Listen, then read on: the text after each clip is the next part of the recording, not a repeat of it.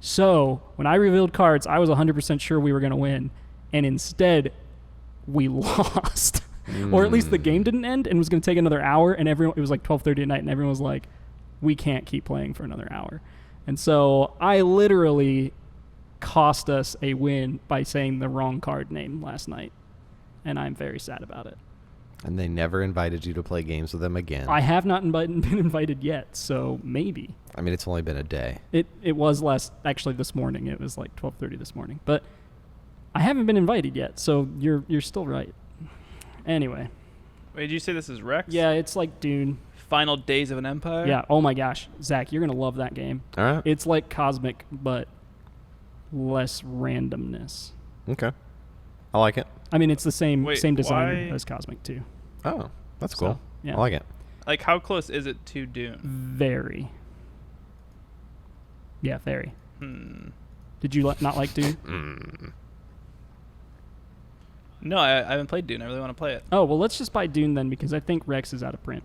So. That's easy enough. Yeah, let's just buy Dune. And Dune's new and pretty looking. When is the looks really trailer nice. coming out for the Dune movie? I hope soon, because that looks super good. They were talking about how it's going to be this generation's Lord of the Rings, which that's a big thing to say. Is it a Who's trilogy? saying that? Yeah, who is saying that? You know, Who's they? I didn't actually If they're ask who it saying was. that seems a little much. I don't remember. I saw it on the news. We should just proclaim that type of thing about our own projects. Yeah. Veiled Fate will be this generation's Monopoly. Oh. That's not the game I should have chose. Why? It's a really popular game. Yeah, but it's... And it doesn't get enough credit. Oh, It's- wow. It doesn't. Wow. In what way? It's like the Nickelback of games. Okay. Oh, no. I'm so think glad it's like- Sam's not here right now. I know. His favorite band. No. That's his favorite band. Well, but I'm defending Nickelback in a way with that. I'm just saying, like, I think it's wrongly accused of being something that it's not. I mean, it's easy to hate on Nickelback, It's also easy to hate on Exactly. Monopoly. Easy to hate on. That's what I'm saying. but it's... in both cases, it's warranted, though. See, that's what I'm arguing Oh, against. no. I don't think it's warranted. That it's not warranted. I don't think we're going to get past this. Yeah, we should just cancel the rest of the show. Yeah. Can we do a live stream where we play Monopoly while listening to Nickelback? Oh, no. Okay. Let the people vote. We'll let the people vote. It's going to be a survey after this episode. Hey, welcome to IV Games Weekly. I am Austin Harrison. I am joined by Zach Dixon That is and me. Max Anderson. Hello. There's no special guest this week. We are all unspecial. I'm the special guest. You're not the special guest. I think you are special, but you are not a guest. You are not a guest. No, you work This here. is your home. You should That be television here. is your home. You're not allowed to It leave. says special guest, so. And then a someone's sad gotta be. face. So. Oh, I can't see the sad face. I'm sorry, guys. No resemblance. Yeah. But even though we don't have a special guest, we do have a very nice special topic that I'm really excited about, which is the role of art in board games. And we're just going to dive right into this. We're just going right into that Games? first topic, talking about our good friend Art. Yeah, art, board game. No, I mean, games that have good art are good. That's not true. That's a overstatement. But I like the hot take out the gate.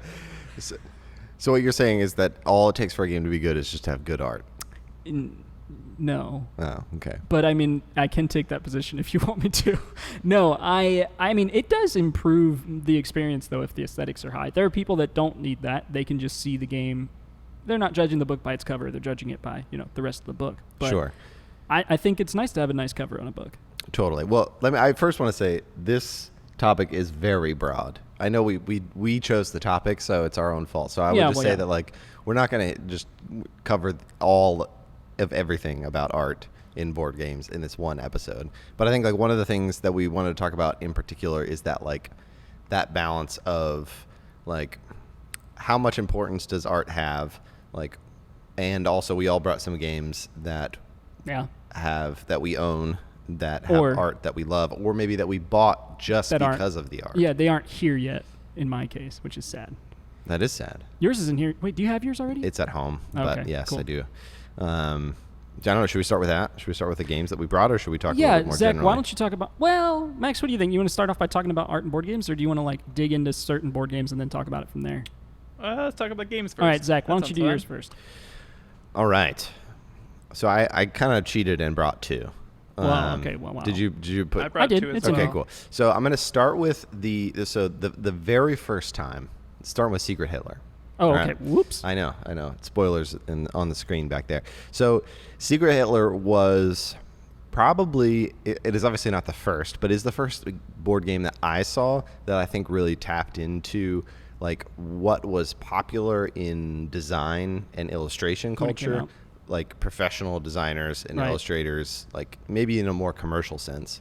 And it was the first time where I'm like, whoa, like that's something that like I would aspire to design or illustrate at the time. Yeah. And then it happened to also pair with some amazing gameplay. Totally.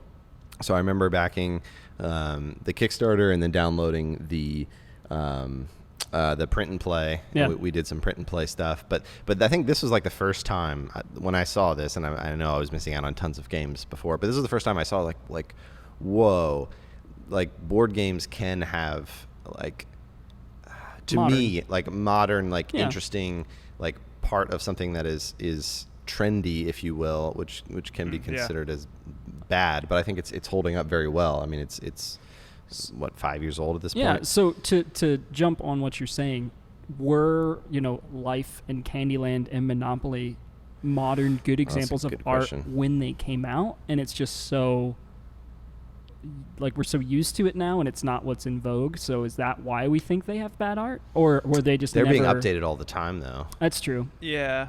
Yeah, that's true. And I don't know, because going off of that, you would think that every game that's come out would more accurately like reflect the art It's true. Of in that time which period. is not true. Yeah. No. It's a pretty wide range. No, because I look at my board game shelf, Mhm. and I could not, for the most part, date any of the games by Based the on art. art. Mhm. So like Yeah. it all very much it funnels to like a very similar style, especially like in the more fantasy genre type game, but really anywhere. It's these like kind of much more like full painted like concept art that is maybe like tends towards realism a little bit, is Right. kind of like the like there's just a board game style. There just is. And this was the first time I saw something that I was just like It broke that. immediately drawn to, that I was like, this is something I would buy just for the art, and it really Right. like drew me into that. But it was also like I don't know, it just like I think it started the path towards us making our own board game, honestly. I think that started in my mind in Secret Hitler. I was like, ooh, maybe this is something that like we could take our like commercial design and illustration skills and bring that to this space, because people like this have come before and done that. So that really excited me. And then the second one I brought is the Amazon television show Tales from the Loop. No. The role-playing game by Simon Stalenhag. You Sure nailed I'm saying name, that I wrong. think. No, I think you did a great Oh, really? job. Okay.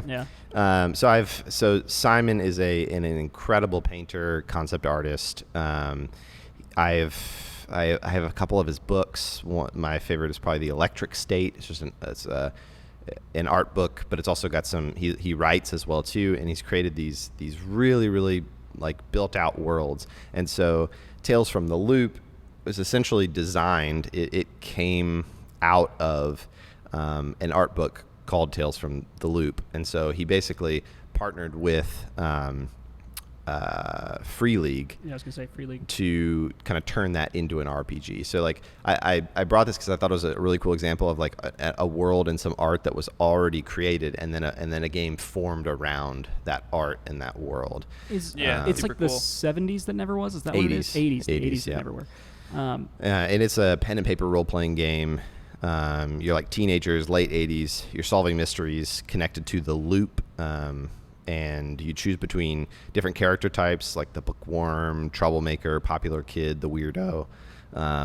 Which one did you choose, Zach? Oh, the weirdo for sure. Yep. So one of the things I thought, I haven't played it yet. It's at my house. I just haven't had a chance to dig into it. But one of the things I liked about it is I've yet to play an RPG that doesn't really focus a lot on combat. This is much more on exploration, relationships, and characters. So I know just talking about art, but I'm really excited to dig in because I'm curious what that looks like. Because in general, in RPGs for me, like I love the combat, and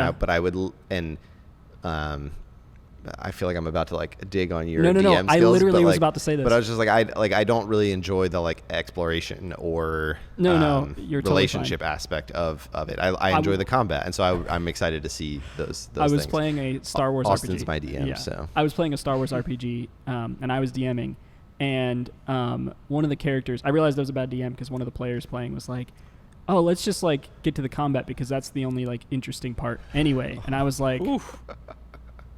I am a bad DM if the combat is the only interesting part. But no, you're a great DM. Who says it like that though? It was not intended to be a burn. It was just like, oh, let's get to the combat. It was me, and it was intended to be a burn. It was not you.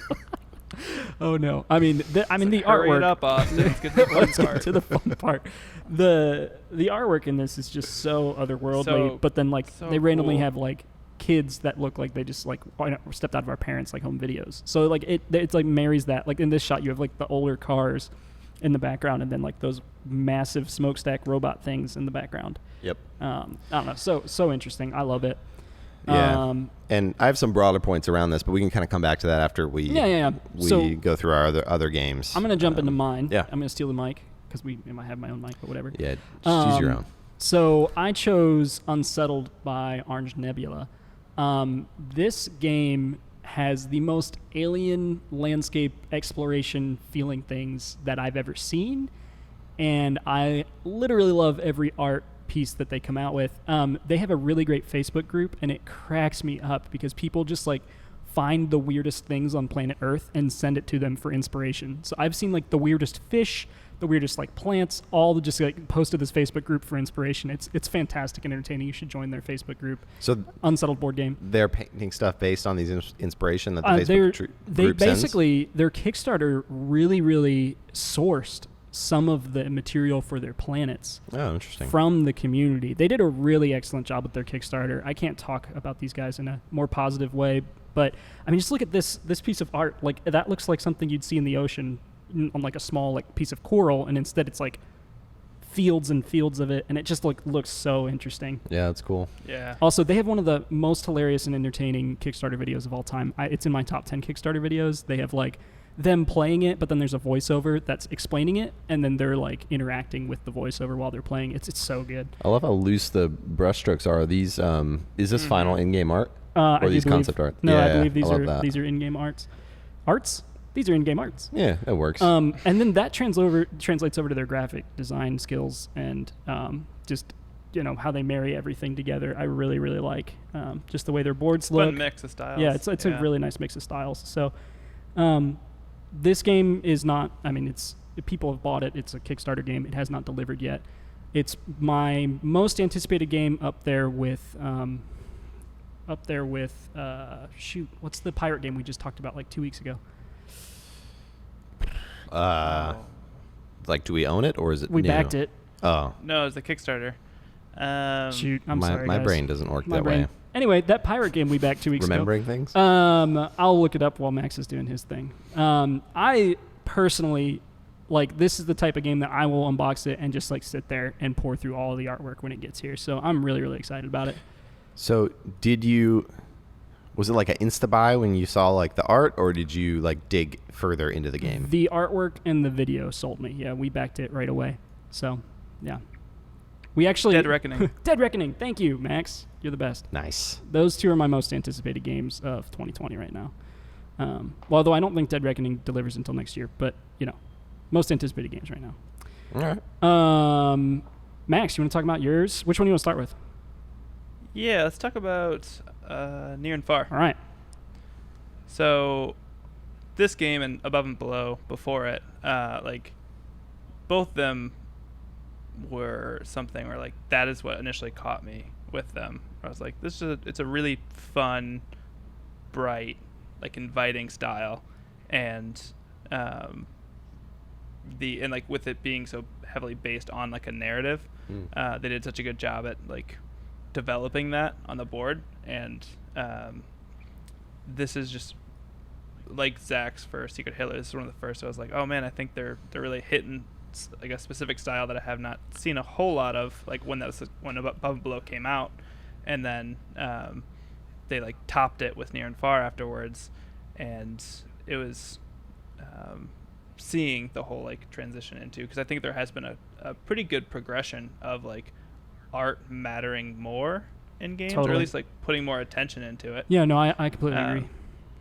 And this group in particular seems to really focus on it. I love that picture on the right with the silhouette looking out over the landscape. Yeah, that's a really cool style. I'm digging it. I also see Rex in the background. Really? That's funny. Oh yeah. But yeah, no, that it was a good choice. Is there something about it that like pulled you? Because like I'm looking at that map, and that map is really simple but interesting to me. I'm digging it. Yeah, I don't know. There's something about the box even though. Like both of that and Above and Below, they're like simple and like fun concept-y art into like the type of landscape you're entering, and pulls you right in. Got me to buy it. Nice. Immediately. Nice. Yeah, it's like it's like similar colors to like a lot of board games, but I like that they kind of did with it. Those trees are, I don't know why I really like the trees. Yeah, it's interesting. The characters are not super stylized though, which is like always something I'm looking for. But I wish I could see the characters a little bit more closely. I don't know. I wasn't going to correct you, but yeah, it probably is closely. All right, what'd you pick next, Max? I picked Root. We've never talked about this. We've never talked about this on the show before. Never. I think this one was a bit like polarizing. You can open it. For their art. That's ridiculous. Yeah, I can't believe that. That's wild. Who doesn't like this?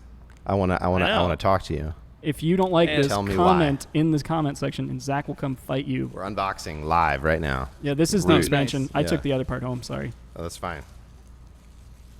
But yeah, this one's just like, I couldn't imagine a better like storybook style. Oh man, I mean, that's look a at nice, this. That's a nice unboxing to experience. put you into that world. Wow. Sorry, Max. I mean, I'll you're good. unbox while you talk. Upstage. But even their subsequent games and expansions like have all like they've hit a style that's so specific to Yes. Root and their company. Just like everything they've put out feels so cohesive in the same world. It really does. And, I don't know if you guys can see this, but there's like a border on this card, and then the art spills over the border, and I love that. So you hit on something there, Max, that is just like so cool. so important to me when it comes to like art styles in board games, and that is specificity. Like there is such just like an interesting line quality, like texture quality in all these illustrations. Like they're taking risks when it comes to like color palettes and stuff. Yeah. Like they're it's trees don't necessarily have to be green, or like the ground could be purple, or people could be blue. Like I don't know. They're just taking such interesting risks with their style, but it's so uniquely them and so uniquely their world. Like it has like a voice, it has a point of view, and I that's what I love to see when it comes to art and board games. And touching on what you just said, Zach, when you see a piece of Root art, you're like, that's Root. Yeah, exactly. Like, there's no other game where you're like, that might be this game. It's like, no, that's Root. And so I think that's something or a direct ripoff. Oh yeah, or a direct ripoff. Yeah. Yeah. That's something that we want to do with all of our games, is have them be identifiable quickly by the art. But it's hard to do. There's a lot of good art out there in games. I mean, they're characters too. They're wooden meeples. Like wooden meeples are not necessarily a high quality component. Wood's a good texture though. I don't mind wood. I'm not saying it's not high quality. That was wrong. It is not an expensive component, but the screen printing they've done on there and the different shapes are just really great. Yeah, and something you were touching on earlier, Zach, with Secret Hitler and like and kind of the other direction is this felt like a game that was going against the norms and anything that was like currently trending. Yes. Design wise, and was just like, let's do something fun. And like you can go out to like style in general, nothing to do with like board games, and like there's that line of like you could you could do like use something that is popular and that's a good look, or you can like be confident in something that's your own and that's like an even better look almost always. Mm-hmm. And it's just felt like they had managed to do that to a high degree, and I was appreciated that. Yeah, definitely. Yeah, and that's something that like speaking a bit more broadly, then I think that it is interesting because I was like, we were talking about this topic, trying to bring some of our like favorite art in games, and I was looking at my wall of games and realizing that like I don't play I think any of those games because of the art, which seems insane to me with like my profession and like this office is full of beautiful screen prints. Like I am a collector of art. I care about it. It's like something I spend all day doing is making things, look pretty and communicate well through, art and design and illustration. If you don't know anything about what we do, Zach is a creative director in an animation studio. So that is his job, is art. Yeah. But, and so it is interesting that like, art is very important to me, and I think important to games. But somehow, in at least evidenced by my collection of games, does take a backseat to gameplay, which I just thought was interesting. And I have bought games before. There are games that I have bought where I was just like, whoa, that looks really cool. Got it out, read the rules, maybe played half of a game and then never touched it again because like it doesn't matter. It doesn't matter if like the art is amazing if it's just not fun. Oh yeah, you won't play it again. You might keep it on your shelf. Yes. Mm-hmm. Yeah. Well, and that's like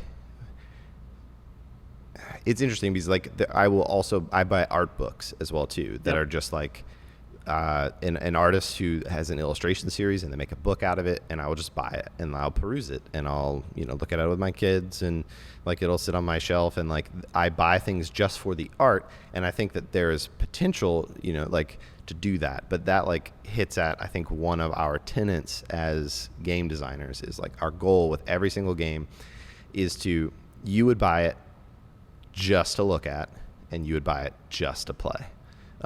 And it needs to stand on its own in both of those ways. And sorry, I'm going on a big rant here, but I've been thinking about this a lot, especially as we were looking for artists to pair with on Build Fate. Is like I looked at so many artists. Like we looked at so many artists as a team, and we reached out to a lot of artists too. And like I'm so stoked with the people that we ended up working with, Harry Conway, and then the All Right team for illustration and design. And just looking for those people that I thought brought something new to the space, brought something unique that I would like, would I buy something just purely based on looks from them?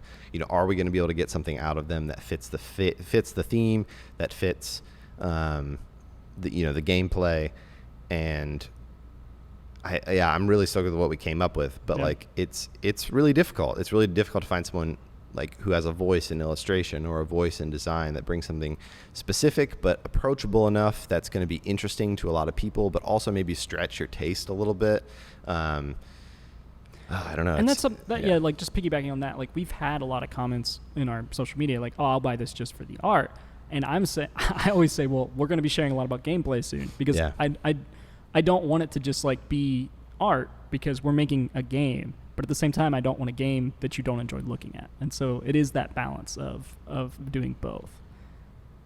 Yeah, but art's like the first thing you notice, and it has to have a huge role, especially in like today's game culture. Like that is something that I can look at and decide something on immediately, whereas like gameplay, it takes quite a bit especially looking into it before I have any idea what I'm even looking at. Yeah, especially because you don't get to play it before you buy it in most cases. Yeah. Well, I think art brings people in. Art sells your Kickstarter, but gameplay sells the game after that, which like spreading it around. Yeah, for sure. Which ideally is where you want to make the vast majority of your sales afterwards. So like you might be able to make $500,000 on a game that looks pretty, which who knows, maybe Moonrakers just looks pretty and it's awful to play. I hope not. No, I think it's fun to play. I like playing it. But yeah, so like I think that gameplay is that long-term investment. That's what's going to get people to, bring it over to people's friend's house and get people to share it. But I mean, especially from just getting eyes on your project, art is everything. Like, because I mean, we spend a lot of time optimizing Instagram and Facebook ads, and like we have just a ton of different key art that we're testing right now for Veiled Fate. We test all the characters on Instagram, all of our character designs to see like what do people like the most, what makes people click on it the most, and like go Pentha. Pentha's winning. I I haven't checked. So yeah, that is really true, and it's something that I think we have seen art elevate because of the pre-sale, let's call it, instead of just Kickstarter. Yeah. Like that wow factor has to be there because there's just so many different voices in the space. Like to stand out, you cannot just have amazing gameplay anymore. And I think that's the same with like Kickstarter. Like Kickstarter, you barely had to have a design page when board games took off on Kickstarter. It's just like you have an idea, people think it sounds fun, you'll fund. Now it was like we'll make the game almost after the Kickstarter back then. Like now that's a finished game with finished art that we're just pre-ordering in some ways. And it has reviews already. Yeah, it has reviews already. People are ready to put it into production. And I think the best Kickstarters make people feel a part of it though. There's still things that they're able to affect and things like that. Maybe that's art, maybe that's gameplay, maybe that's expansions, whatever's coming next. But I think that art, like I'm just thinking, I just saw the expansion for Tapestry come out. They just started talking about it on social media, and there's this beautiful shot of like a guy in a balloon with like a telescope overlooking a landscape. And I haven't played Tapestry yet, and I was like, that is a nice box cover. And like as someone that has no attachment to Tapestry, was like, okay, maybe I'll buy the pack that has a Tapestry and the expansion and play it at the office with Zach. So like that, I mean, it is that first impression, and you don't get a second. Yeah. Yeah. And like, I mean, art, I've seen it used as a crutch, like especially in the Kickstarter world. And it's one of those things that's tough to tell because of how like you are going for that wow factor. But if I'm like 3/4 of the way down your page and all I've seen is art. Like I get a little scared then because like if I'm not planning on buying it just for the art, I'd like to know what game I'm getting. Yeah. And Max, piggybacking on that, it's kind of like the miniatures syndrome, where it's like the game is miniatures, it'll fund. Like that's all we need to know about it, and that's gone away too, thank goodness. But I want to go back to that with like the art being a crutch. How do we move past that? Because I think what it is if someone has the time and the creative direction and really the money to pay an excellent artist to make something great, it gives you the equity is the wrong word, but the trust, the clout, that it's like, if they're doing this well, then they're probably doing gameplay well, right? And so like, how do you know? Is it looking for gameplay videos? Is it looking for reviews? Like how do you go about it personally, Max?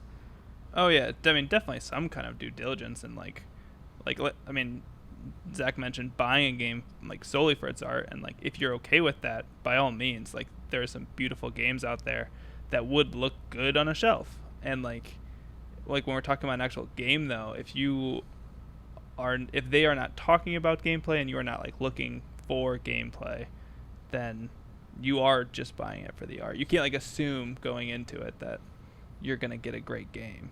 Yeah. And there should be plenty out there, and like we've been good about that, like even trying to get the most like quickly palatable idea of what the game looks like is helpful to people to know if it's even a type of game they'd like.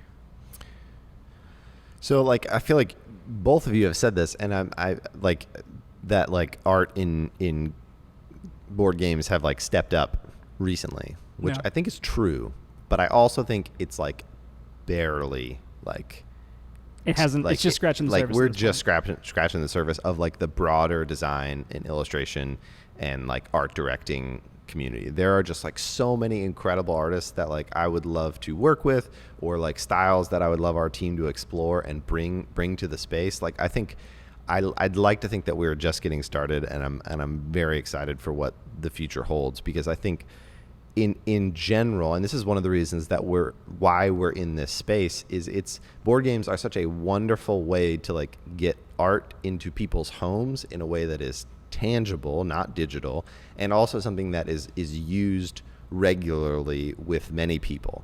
And it's just like such this like wonderful interaction with art and combining it with systems and gameplay and all that stuff. And so like I'm excited to see more artists that like their focus and passion is art coming into the space, and that's something that we're going to look to do with all of our games moving forward, is bring you hopefully something you've never seen before.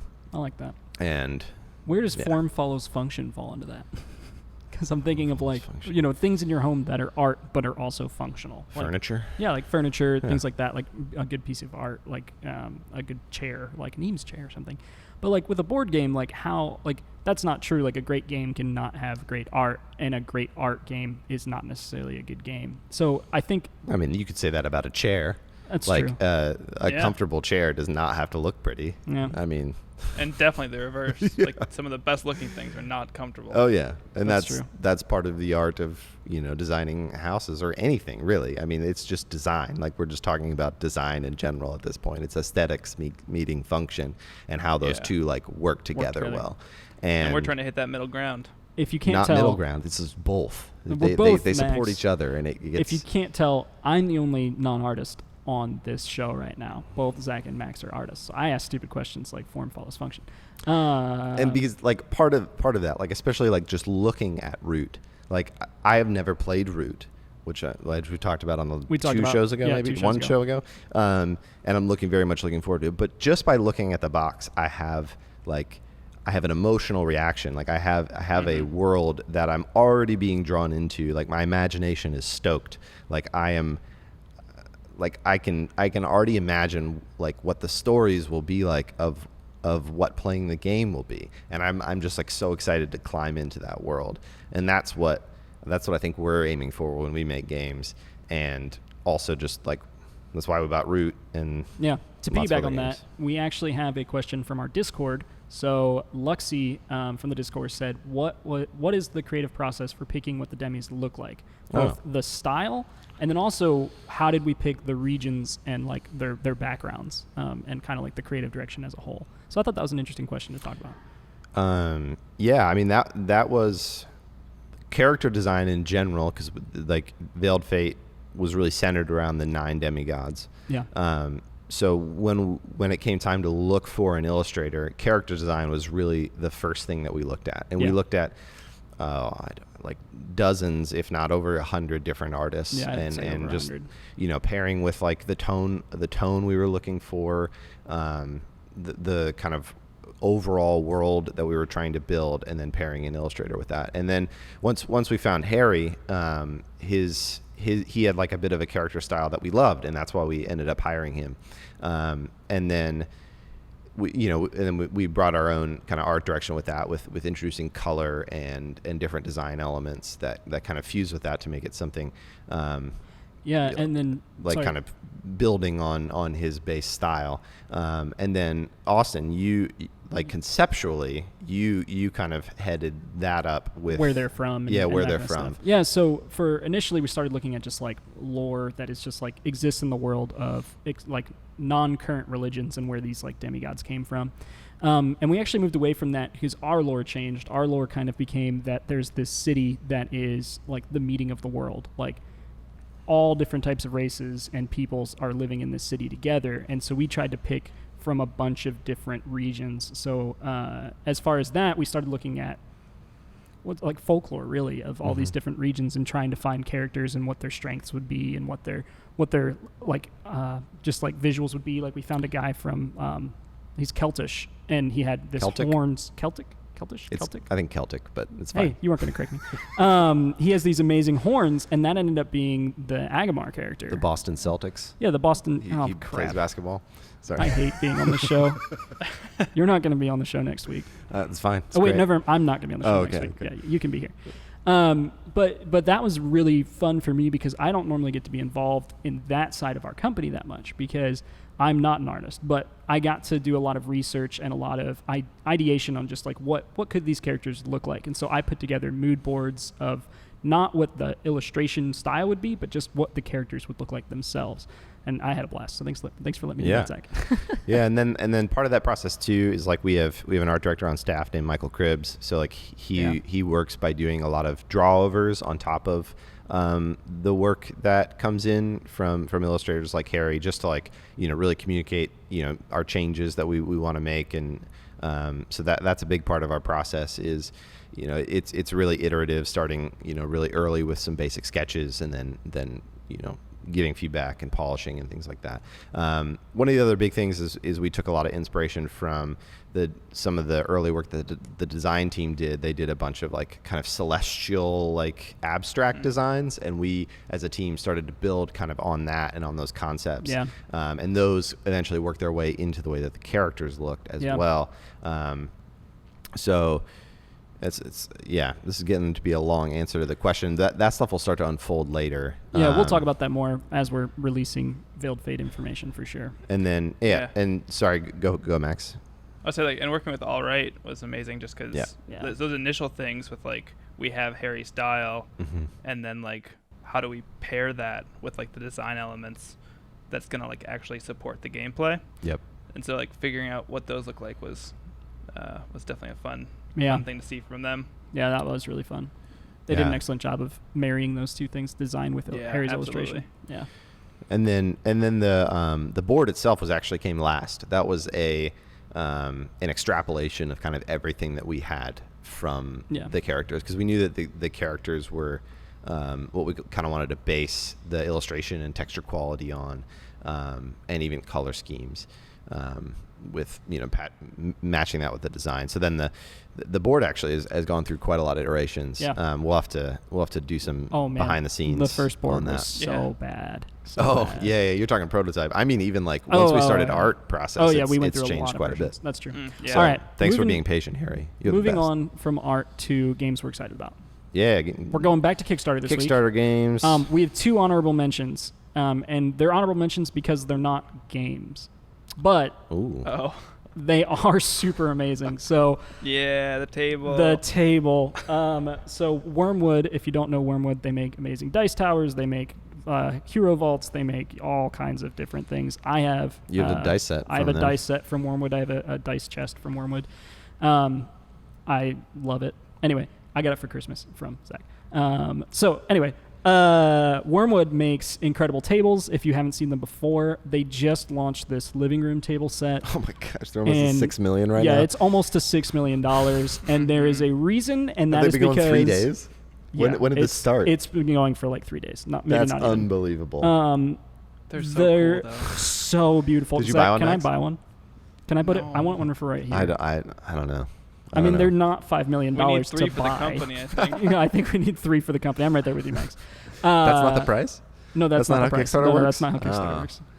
Better get in early. You get a table for $1. No, but man, these are nice. They look like a living room table, but secretly, and your toddler doesn't know this, there's a board game set up underneath that you started last night, but you were too tired to finish because you have a toddler. And so you can hide games, Zach. We can hide our games from our kids. It'd be amazing. Anyway. That's pretty mean, Austin. No, it's a game. I mean, okay, yeah, but my son would eat a small X-Wing from Star Wars Rebellion, and then I would have to go to the hospital. I don't know. I believe Bauer is smarter than that. Well, he loves X-Wings, so he would eat them? He would probably eat them so he could have one with him all the time. Anyway. Bauer, just know I believed in you, when no one else would. All right, the second honorable mention is Dwarven Forge? Yeah, Dwarven Forge. They came out with a... just like an incredible outdoor scene pack, basically. Terrain. Yeah, this looks so cool. It is so neat. Please go look at this Kickstarter. Number one, I am like a DM that DMs on the cheap. It's like paper and then maybe some standees, and so this made me extremely jealous. Also, in our Discord, I forgot to tell you guys about this. You've been holding out on me? You've been DMing on the cheap? What did you play? I don't know. You played on paper with little minis? Yeah. Yeah. So yeah, that's cheap. I don't know. Maybe I. You're wondering what DMing on the expensive is. Yeah, that's what I'm wondering. This is what it is. Okay. Yeah, Dwarven Forge. So someone in our Discord, I think it was Kelzone. Hi, Kelzone.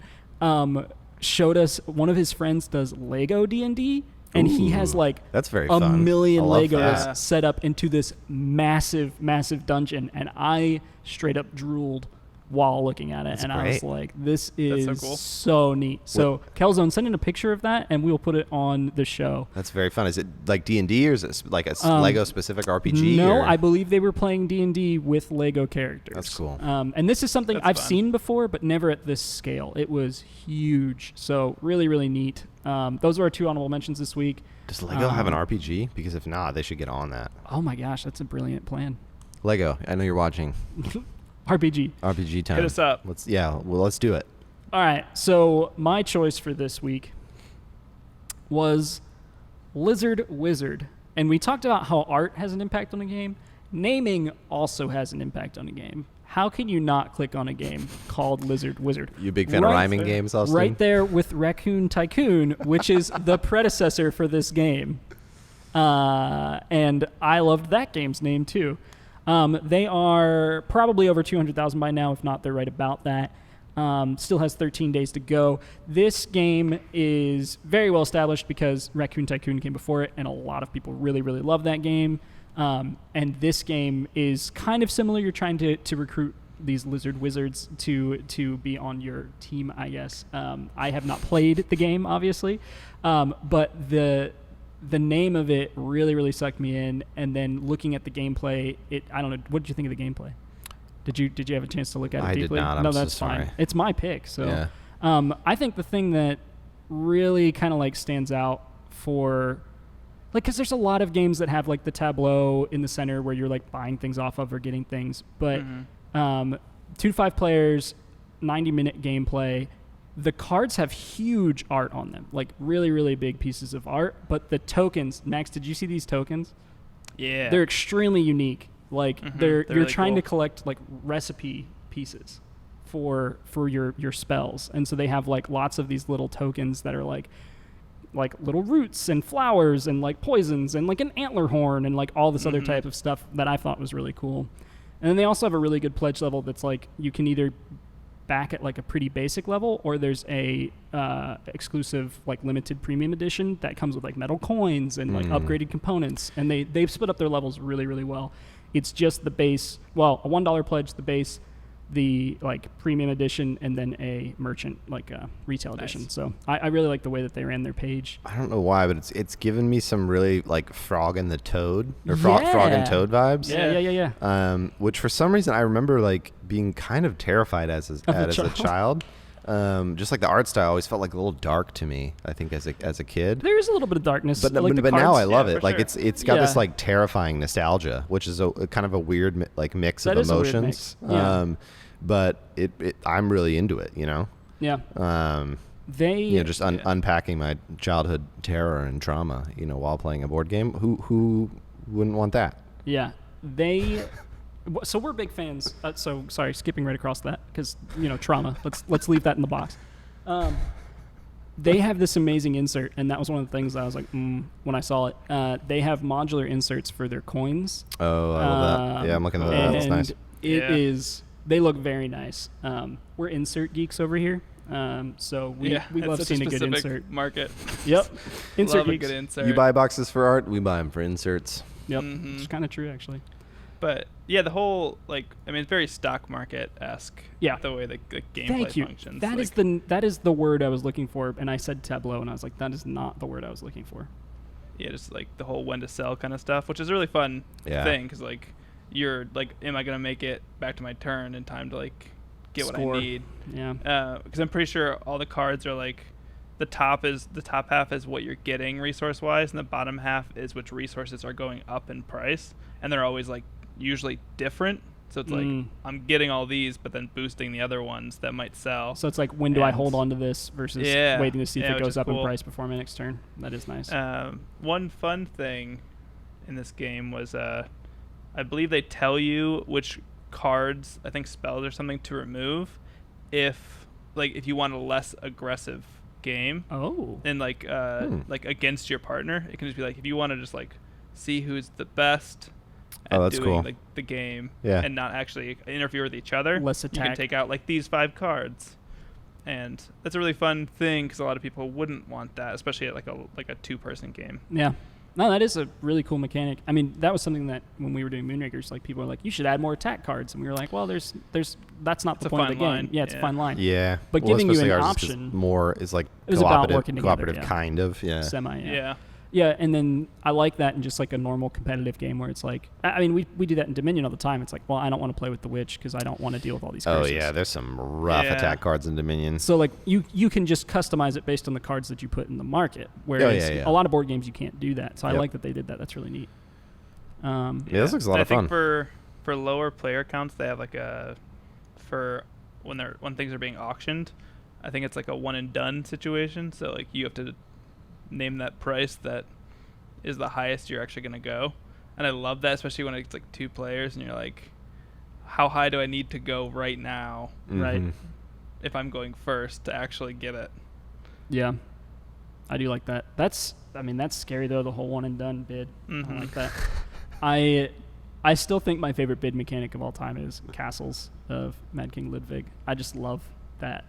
Like I get to choose how expensive things are based on what I Yeah. think you're gonna want. Yeah, It's- and just I don't funneling know. money back into the game. That's such a brilliant way to do it. So That's a great game. Rex, not to talk too much about Rex, I just played it last night. It has an interesting character, like a race, that you pay them to buy cards. And that's the only people that you pay to do that. And so they always have tons of money, but then their other racial traits are really bad. And so there's interesting economy things that I'm learning about now that I'm playing more games that I'm excited to kind of keep at the back of my mind for future games. So Oh yeah, because like, All right. yeah, that's the thing about Dune. Just everyone's got this like crazy Special. power Yep. that seems way too much. But it's Yep. like when everyone's got one, Yep. it somehow balances out, which is If everyone's Fascinating. super, no one is. yeah, which is like a really fun idea in a game. It's like because Cosmic did that a Yeah. bit, Oh yeah, and then totally. like Dune, I think just like really pushes that envelope. Yeah, I completely agree, and it was the same creator, so makes sense. All right, Zach, you want to talk about yours? Oh yeah, sure. I guess I had a theme today of you Free League games. Twilight 2000 is getting kind of a remake or a refresh. I never saw the first one though. Well, so originally made in the 80s. Oh, okay. Well, that's probably why. Which is it's kind of this like OG sandbox survival gameplay, as if the Moscow coup of 1991 succeeded and the Soviet Union never collapsed. It's essentially World War III has you're in the middle of World War III in the 90s, and you are essentially trying to. Your goal is to survive and find your way home. So, set in Poland. There's also like a Swedish expansion. But yeah, it's an RPG. Similar rules to the Simon Stålenhag Tales from the Loop game that we were talking about earlier. But yeah, looks really, really cool. I feel like I need to broaden my horizons a little bit For on role-playing games. RPGs in general. Because we've done like Star Wars, D&D, and Lord of the Rings. So like, I've done Yeah. so few of them. yeah. And there's just so much And more out there. They're a big commitment, and like you could just play D&D the whole rest of your life. Oh, and, yeah, it's huge. and What is get the- plenty out of it. But Go ahead. I was gonna say like a couple things that are differentiated, which I think are pretty normal especially from this publisher. But like they do this like kind of hex discovery mechanic for for both the combat, but then also the broader map. And so that seems pretty cool. It seems like there are I don't know, a lot of different like kind of on the road type like scenario cards, but then also it comes with, and this is part of the stretch goals, it comes with maps, like printed out maps for different Encounters. scenarios, Yeah, like the that's combat nice. encounters and stuff. It looks like a blast. I actually really want to play this. I love the idea of like squad mechanic, like where you're Yeah. like a military squad that's like separated from the rest of your army, and you're like going through enemy territory trying to get home, and that's what it kind of seems like it is. Like either you're dropped behind enemy lines for a particular reason, and then you're trying to get back, or you get separated or something. And it reminds me of what was that single camera shot movie? Children of Men. Well, yes, but I was thinking 1917. 1917, where he kind of goes behind enemy lines and is like trying to get somewhere. And I loved that experience and would love to like role play something like that. So yeah. Like gritty war games, man. There's something about them. Yeah, they get you a little on the edge of your seat. That's for sure. Yeah, they're really aiming for that kind of like gritty realism, which I think would be a lot of fun to play, and like a stark contrast from all the RPGs that we play. Which would be a lot of fun. I mean, obviously it's set in like a fictional, like alternate universe, but it seems like everything's really grounded. So I would love the chance to play something that's like super grounded. I don't understand. You think there's a difference between Sam going into a den of orcs and trying to play poker with them versus this? I think they're almost the same thing. I don't know. It almost worked. So yeah, it did kind of work. Yeah. He distracted them for a long time. This has got a 2 dice system, so there's D6s all the way through D12s. Comes with custom dice, which is pretty cool. I saw the ammo dice; they looked pretty cool. Yeah, and they're rolling out more of the story. So it's it seems like like in Kickstarter updates, they're kind of unveiling that over time, which is kind of fun. So definitely check back. I think they're going to be posting more updates throughout, and there's lots of interesting stretch goals too. So we backed, be really cool. We backed the box set, but if you want me to do the deluxe set, I can. I don't What's know the difference? That comes with it. I'm gonna have to look. Yeah, I didn't Deluxe see that. limited edition. But yeah, it's a lot of going fun. through this was like I've done so few RPG stuff, but they're like, this is based on the Year Zero engine. And I'm like, I don't know what that is. Yeah. So I was like diving into all these different like RPG engines and being like, oh man, there's like just these total like complete rule sets that you just kind of start as a base, which is really fun. Yep.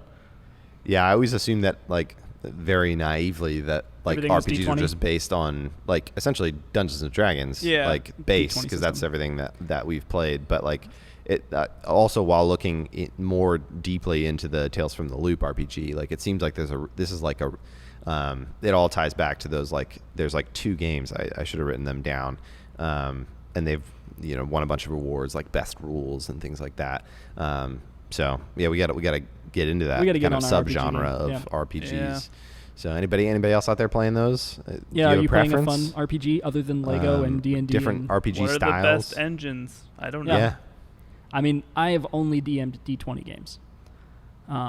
Even our Star Wars, we didn't use the new system that they made. We used the hybrid D20 system. So, yeah. All right, Max, what you got for us? I'm really excited about this. Northgard, Uncharted Lands. Looks familiar, Max. Is it anything else? Is this lore, this IP used anywhere else? Based on the world set in the video game that has the same name. Okay. Nice. But I believe entirely different people. They've just adopted that world. Is the video game also 4X? I don't think so. I have not played. Asking the tough questions, Zach. All right, I'll look it up while you're talking. I looked at the board game, not the video game. Nice. But yeah, 4X game, 2 to 5 players, heavily based on Norse mythology, which I love. Have like big card game, like your card's gonna dictate your turn, and I think one of my favorite things about it is you're building out the map as you explore. I like that a lot. This area, and it's like kind of like territory control, but where a lot of games it feels like if you're putting out a tile, that tile is the new region. This is instead like broken up via like almost Carcassonne like things where it's like love that. However they're gonna land is gonna like form new territories, and like there might be big ones and small ones, and so the map really will cool. be different. And you're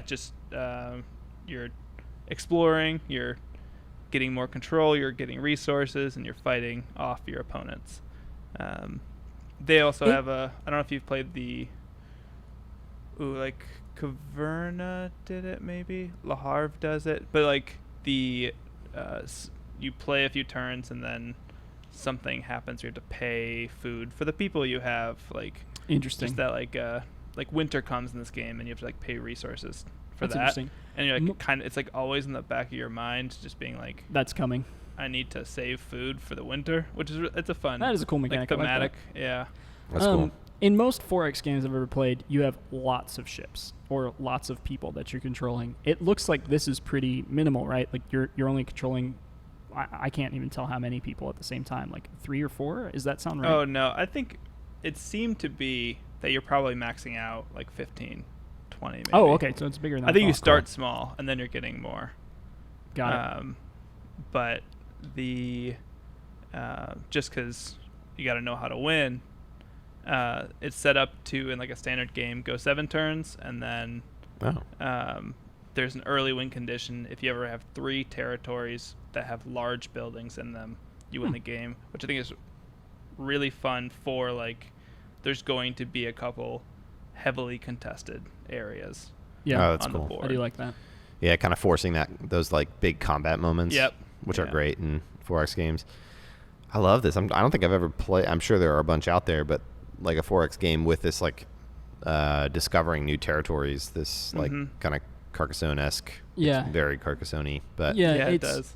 It does look Carcassonne-y, but I mean, not like in a bad way. Yeah, like, that's very far from amazing. a 4X game, so that's love. a high positive. Yeah. I mean, we were riffing on a game, like a tile exploration game, for a little while. We were. I just like I love that mechanic, and I haven't played too many games that I think actually do it really well, and I think this has a really good like shot at combining like strategy games, which we really like, with that like element of discovery. Like that's, I don't know, if you can nail exploration in a game, in a board game, like I don't think many have done it well, and that's a feeling that I've always wanted to like really have in a board game, and this is doing it for me. There's like the 2 versions too. Like there's like, I think there's an exploration with this hits, which is like almost a tactical, like bigger scale. That's cool. And then there's like, I think something that I would love to see hit too is like, it's like just you and like a very small group that's like, and the world's huge, and I think both is like really fun things to feel in a game. Like I don't know what's out there, like Fog of War like stuff. Yep. Is the board a lot bigger, do you think, with 5 players, or is it about the same amount of exploration? Like, I'm just wondering how many tiles they even have. It's got to be bigger for 5 players. I would think so. It's not something I can. That is something for sure, though. 35 map tiles. All right. So that's cool. I mean, so those they map get pretty tiles big are big with the whole. Yeah. Yeah. That's something I am curious. Hit us up in the Discord in Ivy Weekly. Like, what games have you played that like do like bring that element of exploration, or Fog of War, or like you're discovering new places, like you're going on an adventure. Like I love like adventure type games, but I feel like a big element of like, I know this isn't really an adventure, but like you could kind of categorize it that way as you're like expanding your territories, is like that element of the unknown. It's hard to like bring that into board games, like at least repetitively, unless it's like a legacy game or something like that, where you got like envelopes and stuff. We need to play I was that gonna Lord say of the Rings Seventh game. Continent is like 100% that. Yeah, that's true. Yeah. That's true. The Lord of the Rings game has the like companion app that like reveals things and stuff. You'd really like that. We'll have to play that some night. Yeah, I really like that game. Of course, Seventh Continent. We bought that for you, Max, and then you moved. Yeah. I thought we bought it for Adam. Well, yeah, we did. way after I moved. Yeah. Adam's got it. We gotta play with Adam. We bought it for Max. Yeah. Okay. Cool. Adam makes coffee at Noblesse. He does. You've also seen Really him in good some coffee. of the vlogs. He's the coffee fact guy. You'll probably see him in future vlogs as well.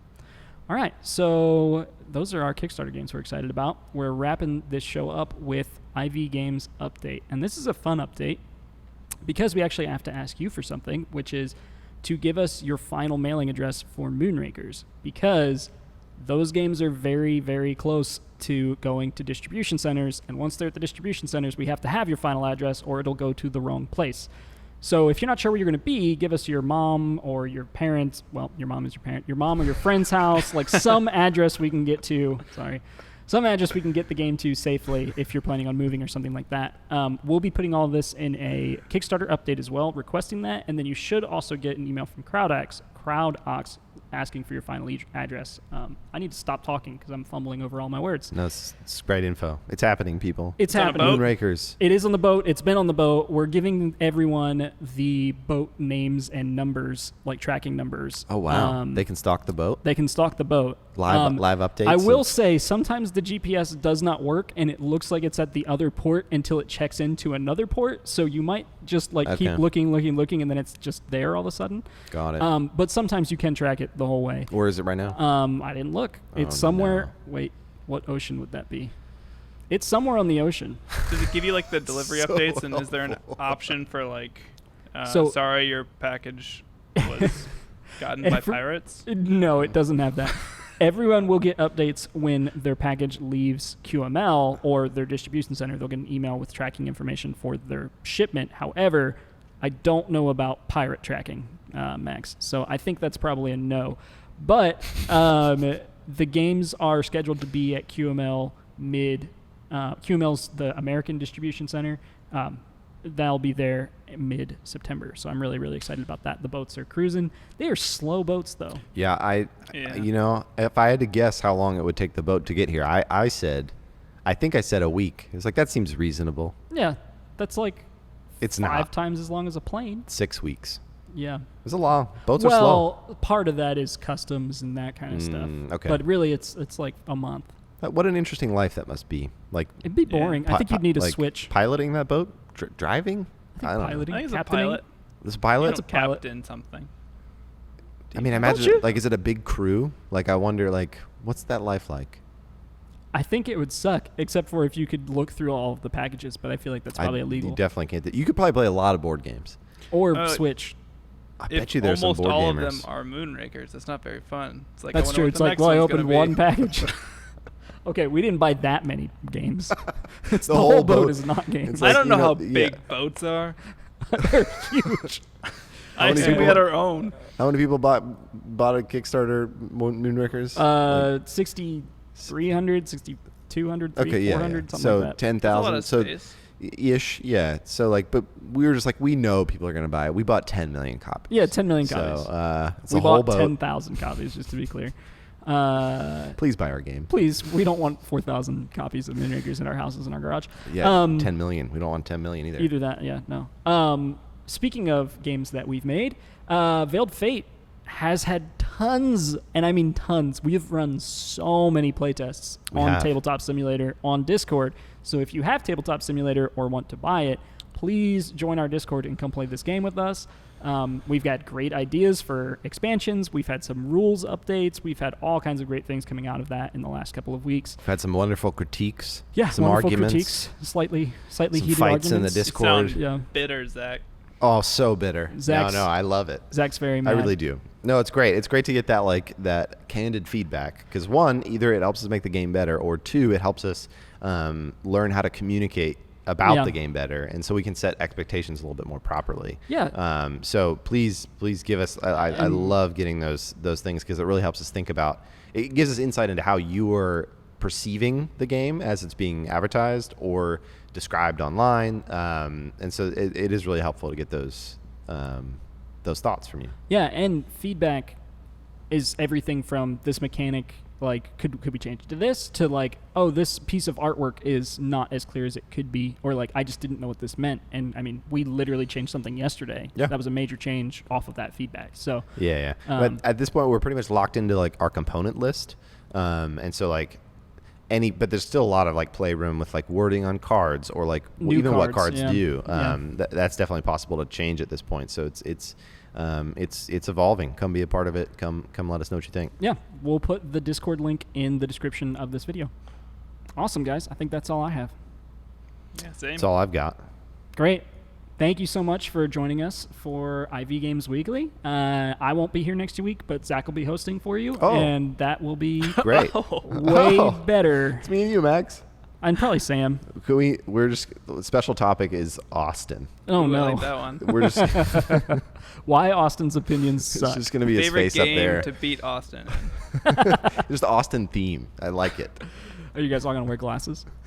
Yeah, we will cosplay. We will cosplay as Austin Harrison. Yeah. It's going to be great. Throwback. Go for the throwback. We'll get Baby Bauer like just like a little like a model like of a little. I'll 3D print a plush toy. Oh no. We should have our kids on the stream sometime. That'd be fun. For 2 seconds. No, you would not. Bauer would rip this microphone right off its mount. It'd be great. All right. Bye, guys. Bye, everybody. See ya.